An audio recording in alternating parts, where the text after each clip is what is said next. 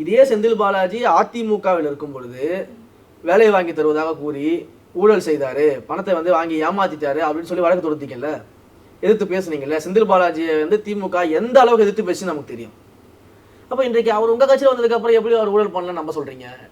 நீங்க தானே எதிர்த்து பேசுனீங்க அவர் அதிமுக இருக்கும்போது, நீங்க தானே வழக்குகள்லாம் முன்னெடுத்தீங்க. இன்னைக்கு உங்க கட்சி வந்தோடனே அவர் தியாக ஆயிடுவாரா? ஊழல் பண்ணல, இடி வந்து ஒரு அரசியல் நோக்கத்தோட பண்ணுது அப்படின்னு நீங்க சொன்னா நம்பிடுவாங்களா? இது என்ன மாதிரியான ஒரு கதையா இருக்குது? இது எப்படி மக்கள் நம்புவாங்க? ஸோ திட்டமிட்டு இவர்கள் வந்து இவர்கள் செஞ்ச ஊழலை மறைப்பதற்கான, ஏன்னா இவர்கள் விஞ்ஞான ஊழல் செய்பவர்கள், எந்த விதமான பாகுபாடும் பார்க்கக்கூடாது, எந்த விதமான ஏற்றத்தாழ்வும் இருக்கக்கூடாது, அது எந்த வகையிலும் இருக்கக்கூடாது அப்படின்றதுல நம்ம தெளிவா இருக்கும். ஸோ அதற்கான எந்த விஷயங்கள் எடுத்தாலுமே தாவேகா ஒரு காலம் அதை எதிர்க்க போறது கிடையாது. நீங்க வந்து மத பிளவுவாதம் பார்க்காம, சாதிய பிளவுவாதம் பார்க்காம, எந்த விதமான ஏற்றத்தாழ்வும் பார்க்காம எல்லா மக்களையும் ஒரு சேர சமமாக பார்த்து அனைவருக்கும் மரியாதை, அனைவருக்கும் கிடைக்க வேண்டியது எல்லாமே கிடைக்கணும், அனைவருக்கும் வாய்ப்புகள் சரிசமமாக கிடைக்கணும் அப்படின்றத தாவே